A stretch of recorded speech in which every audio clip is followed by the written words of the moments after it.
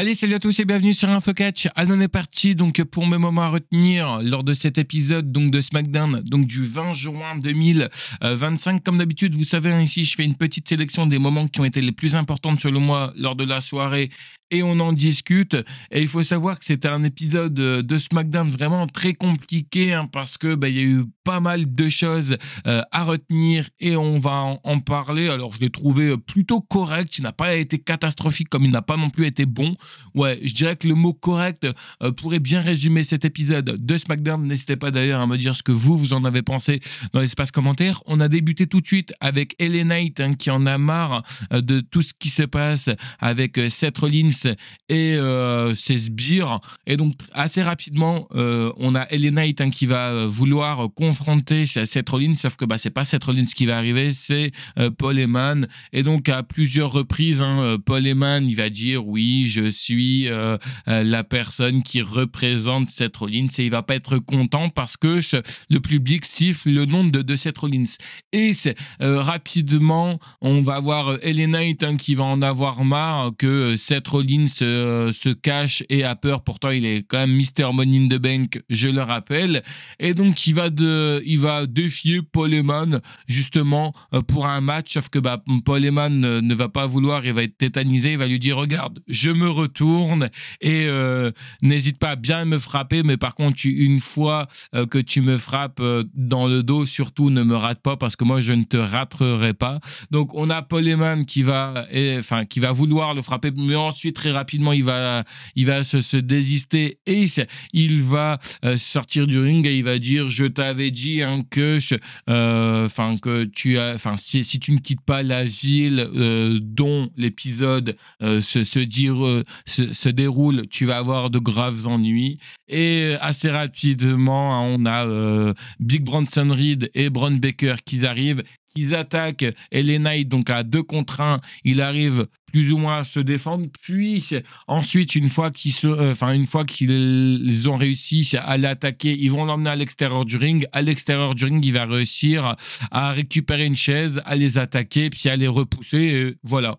Voilà un petit peu concernant donc de ce qui s'est passé au début avec LA Knight. Et puis après, un peu plus tard, on apprend qu'on aura un match entre LA Knight face à Big Bronson Reed. Je vais vous le faire maintenant parce que ça sert à rien de vous faire patienter. Puis de toute manière, avec le décalage de la vidéo, vous savez ce qui s'est passé. Donc ça aussi, c'est bien. Comme ça, au moins, à chaque fois, vous pouvez donner votre avis si vous le souhaitez. Donc on a vu que LA Knight a réussi à tenir face à Big Bronson Reed. Ce qui est beaucoup énervé, c'est Braun Breaker qui est à l'extérieur et donc qui va faire un spear. Et donc du coup, victoire de LA Knight. On a Braun Breaker qui a intervenu pour lui faire un spear. Une nouvelle fois, ils vont s'attaquer à LA Knight. Et puis là, le pauvre LA Knight qui va rien pouvoir faire pour se défendre. Donc après, c'est un peu normal avec ce qui s'est passé en début de show, puis ensuite pendant ce match, il fallait que la team donc de Seth Rollins soit fort et pas de signe de Seth Rollins cette nuit du côté de SmackDown. Il n'était certainement peut-être pas présent.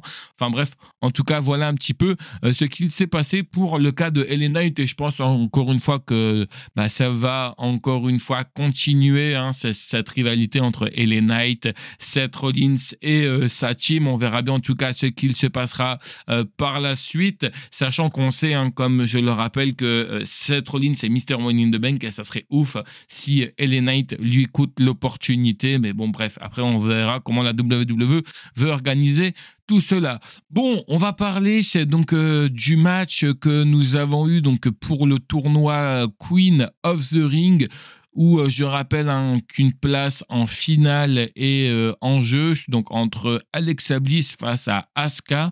J'ai bien aimé ce match. Par contre, le résultat du match, peu importe qu'est-ce qui allait gagner, j'étais un petit peu dégoûté. Alors oui, c'est vrai que mon cœur balançait plus du côté de Alexa Bliss, honnêtement, pour sa beauté et également aussi pour son retour incroyable du côté donc du Royal Rumble. Mais bon, bref, soyons plus sérieux. Non, honnêtement, franchement, je m'attendais à ce que ça soit Alexa Bliss.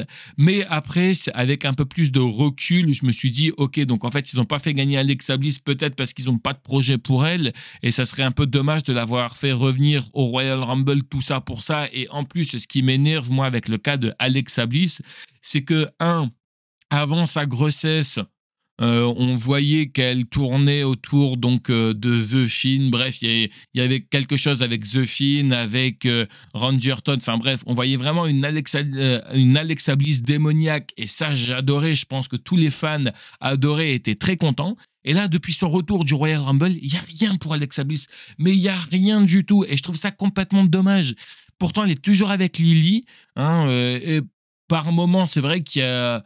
Enfin, il y a des petits signes, je dirais pas qu'il y a véritablement des petits signes, mais c'est vrai que des fois, on la sent pas comme habituellement, mais j'ai pas l'impression qu'en fait, la WWE pousse pour nous montrer que Alexa Bliss, en fait, change de comportement. Un peu comme il nous montrait, souvenez-vous, des fois, on avait des segments dans les coulisses où on voyait Alexa Bliss qui était un petit peu tétanisée. On sentait qu'elle était possédée par un diable, par un démon. Et là, c'était pas du tout le cas. Et je trouve ça vraiment dommage depuis son retour. Bon, après, je suis très content quand même que ça soit Asuka qui a gagné, parce que je crois que ça faisait plus d'1 an qu'on n'avait plus vu Asuka. Alors, par contre, pour le cas de Asuka, c'est quand même incroyable, parce qu'en général, quand tu nous fais un retour comme ça, tu nous le fais lors d'un gros événement, que ce soit le Royal Rumble, WrestleMania, SummerSlam ou les Raw d'après ces gros shows. Et là, pas du tout. La WWE nous a annoncé donc les participantes pour le Queen of the Ring, et on a vu qu'il y avait Asuka qui était de retour, et j'ai trouvé quand même ça incroyable. Donc victoire de Asuka, mais après, avec un peu plus de recul, j'ai compris pourquoi ils nous ont fait gagner Asuka, parce que leur objectif, c'est de nous faire, du côté de l'Arabie Saoudite, un match qui va plaire aux Saoudiens, et puis que ça va rapporter certainement du pognon et de l'audience. Parce que vous savez, donc on a 2 matchs pour la demi-finale chez les femmes. On a ce match, comme je viens de vous le dire, entre Asuka et Alexa Bliss. Et le deuxième match, ça sera Roxanne Perez face à Jade Cargill. Et comme vous l'avez compris, ils veulent nous mettre ce Asuka contre Jade Cargill. Peut-être que là, actuellement, à l'heure où je parle, je me trompe complètement parce que le prochain épisode d'Euro n'est pas sorti. Mais si c'est Jade Cargill qui gagne, c'est encore une fois une question de business et de nous mettre ce match-là. Un match qui peut être vraiment très intéressant, mais pas du côté de l'Arabie Saoudite. C'est pour voir des Power Rangers se battre. Je préfère plutôt regarder Gulli que de regarder un show du côté de l'Arabie Saoudite. Tu vois, ce type de match-là, j'aurais plutôt préféré le voir du côté donc de SummerSlam. Mais juste l'avantage de cette confrontation, c'est que certes, ok, on va peut-être voir des Power Rangers, mais la vainqueuse deviendra reine du ring et aura l'opportunité donc d'affronter la championne donc de son roster principal. Alors ça permettra de mettre certes, ok, soit Asuka ou soit Jade Cargill en avant, mais encore une fois, c'est vrai que cette confrontation-là, j'aurais plutôt préféré l'avoir du côté donc de SummerSlam, WrestleMania ou pourquoi pas même le Royal Rumble. Ça reste mon point de vue. On peut ou non le partager dans l'espace commentaire. D'ailleurs, en parlant donc de Alexa Bliss, je pense que honnêtement, le projet qu'ils ont pour elle, c'est de soit faire équipe ou soit d'aller affronter Charlotte Flair. Parce que oui, il faut savoir que un peu plus tôt donc dans la soirée, on aura un match opposant Charlotte Flair face à Chelsea Green, où justement Charlotte Flair va réussir à faire taper chez Chelsea Green grâce à sa prise de soumission, puis très rapidement ses agents de sécurité qui sont Alba Fire et Piper Niven vont s'attaquer à Charlotte Flair. Et d'ailleurs, quand on voit comment Piper Niven a mis des coups qui ne ressemblaient à rien sur Charlotte Flair, j'ai eu très mal aux yeux. Puis c'est à ce moment-là où Alexa Bliss est venue pour aider Charlotte Flair. Il y a eu un face-à-face, mais elles se sont un petit peu esquivées. Et voilà un petit peu ce qui s'est passé pour potentiellement la suite, donc pour Alexa Bliss. On verra bien, mais en tout cas, ça ne m'emballe pas plus que ça. On va partir chez les hommes donc pour le tournoi King of the Ring, où pareil, encore une fois, on a eu cette nuit Randy Orton qui a fait face à Sami Zayn. très bon match, victoire sans grosse surprise donc de Randy Orton. Et puis là, il attendra donc son prochain adversaire qui devrait être Cody Rhodes pour l'époque, parce que oui, Cody Rhodes mercredi pour AB1 et lundi pour ceux qui regardent comme moi en direct, enfin quand je m'endors pas devant. Bref, affrontera Jey Uso. Et donc, on pourrait certainement avoir une victoire donc, de Cody Rhodes. Et pareil, du côté de l'Arabie Saoudite, on pourrait avoir Randy Orton pour la deuxième fois consécutive qui est en finale. Ça, il faut le retenir. Et puis, qu'il affrontera un ancien meilleur ami à lui, quelqu'un qui connaît très bien à l'époque la Legacy. Bref, je ne vais pas tout vous refaire, la rivalité Cody-Randy Orton. Mais là, ce qui est aussi impressionnant, c'est qu'on a vu que Cody Rhodes a un nouveau personnage. Donc, ça peut être également aussi très intéressant de voir ce match. Encore une fois, pareil, toujours une question de business et de pognon. Et j'en suis convaincu qu'une nouvelle fois, on aura ce match entre Cody Rhodes face à Randy Orton du côté donc de l'Arabie Saoudite. On a eu un face-à-face opposant Solo Sikoa face à Jacob Fatu, où tout ce qu'il faut retenir donc, dans ce match, c'est que dans un premier temps, Solo Sikoa va une nouvelle fois dire à Jacob Fatu qu'il l'aime, et assez rapidement, Jacob Fatu va en avoir marre donc, du blablatage donc, de Solo Sikoa, où il va lui dire clairement que le problème que a Solo Sikoa, c'est ce titre des États-Unis qui détient, parce que, encore une fois, je le rappelle, depuis il est arrivé donc dans le roster principal, Solo Sikoa, il n'est jamais devenu champion, alors que quand il a fait ramener Jacob Fatu, lui, il a réussi à récupérer le titre des États-Unis, donc il a un petit peu de jalousie donc dans Solo Sikoa. C'est un petit peu ce que nous fait comprendre Jacob Fatu. Puis assez rapidement, il va y avoir une attaque entre Jacob Fatu et Solo Sikoa. Jacob Fatu va prendre l'avantage sur Solo Sikoa. C'est à ce moment-là où JC Matteo débarque, et donc du coup, on est à 2 contre 1, puis très rapidement musique de Jimmy Uso, parce qu'il ne sert à rien, mais il faut quand même le faire arriver. Il va venir aider Jacob Fatu, et donc on apprend que du côté donc de Night of Champions, donc la semaine prochaine du côté de l'Arabie Saoudite, on aura un match de championnat où Jacob Fatu mettra en jeu son titre des États-Unis face à Solo Sikoa. Pareil, on verra bien ce qu'il se passera. Et puis on va conclure donc avec les 2 derniers segments qui a eu lieu du côté donc de SmackDown, où on a encore eu un face-à-face opposant Tiffany Stratton face à Nia Jax, où justement Nia Jax va vouloir réclamer un rematch contre Tiffany Stratton, où elle explique qu'elle a eu beaucoup de chance lors de son premier match contre elle de défense de titre. Bref, donc Tiffany Stratton qui arrive et qui explique que, encore une fois, Nia Jax, qu'elle se croit forte, mais qu'elle n'est pas si forte que ça. Bref, donc Nia Jax qui détruit complètement Tiffany Stratton.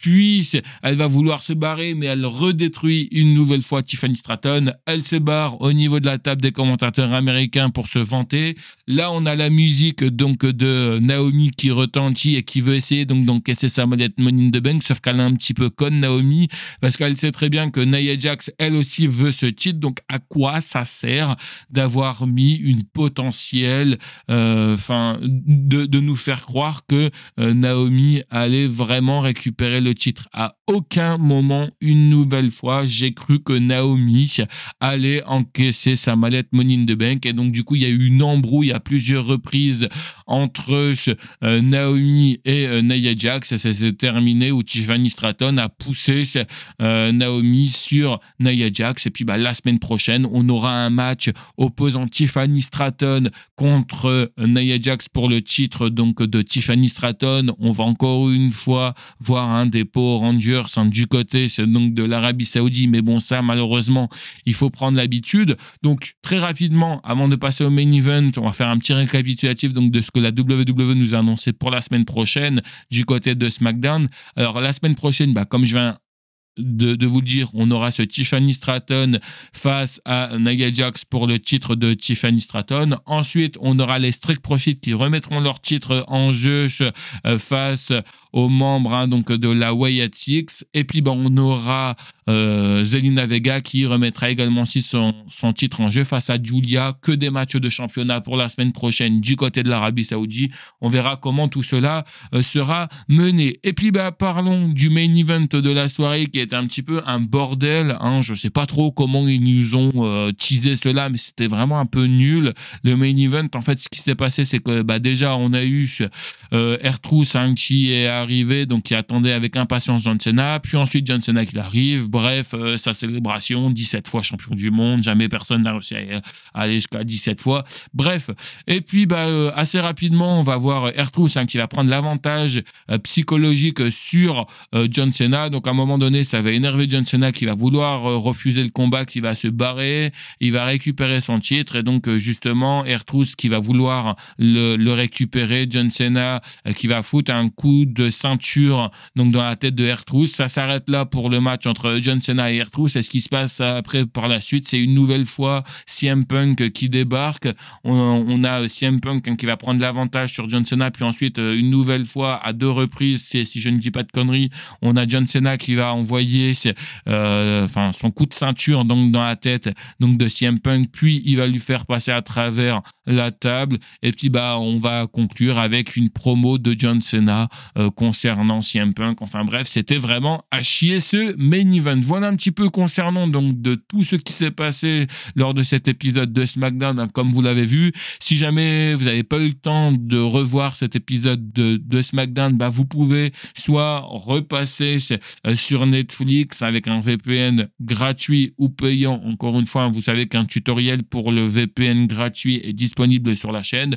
Soit si vous êtes très bon en anglais, vous cliquez donc dans les liens qui sont dans la description. Je rappelle encore une fois que ces liens qui sont dans la description sont complètement gratuits mais non légaux, mais en tout cas qui vous permettent donc de suivre tous les shows de la WWE. Puis quant à moi, je vous retrouve plus tard pour une prochaine vidéo. Allez, bye tout le monde.